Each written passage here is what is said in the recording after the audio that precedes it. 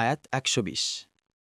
In তামসাসকুম হাসানাতুন তাসুহুম ওয়া in তুসিবাকুম সাইয়্যাতুন ইয়াফরাহু বিহা ওয়া ইন তাসবিরু ওয়া তাত্তাকু وَإِن تَصْبِرُوا وَتَتَّقُوا لَا يَضُرُّكُمْ كَيْدُهُمْ شَيْئًا إِنَّ اللَّهَ بِمَا يَعْمَلُونَ مُحِيطٌ।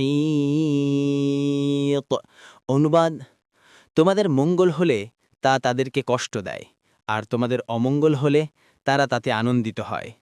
তোমরা যদি ধৈর্যশীল হও এবং মুত্তাকি হও, তবে তাদের ষড়যন্ত্র তোমাদের কিছুই ক্ষতি করতে পারবে না। তারা যা করে নিশ্চয়ই আল্লাহ তা পরিবেষ্টন করে রয়েছেন।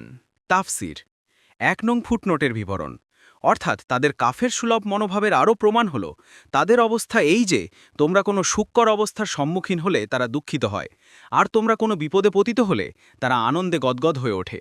অতপর আয়াতে এই ধরনের লোকদের চক্রান্ত এবং শত্রুতার অশুভ পরিণাম থেকে নিরাপদ থাকার জন্য একটি সহজ সুন্দর ব্যবস্থা বাতলে দেয়া হচ্ছে। তোমরা ধৈর্য ধারণ করলে এবং তকওয়া অবলম্বন করলে ওদের চক্রান্ত তোমাদের বিন্দুমাত্র অনিষ্ট করতে পারবে না।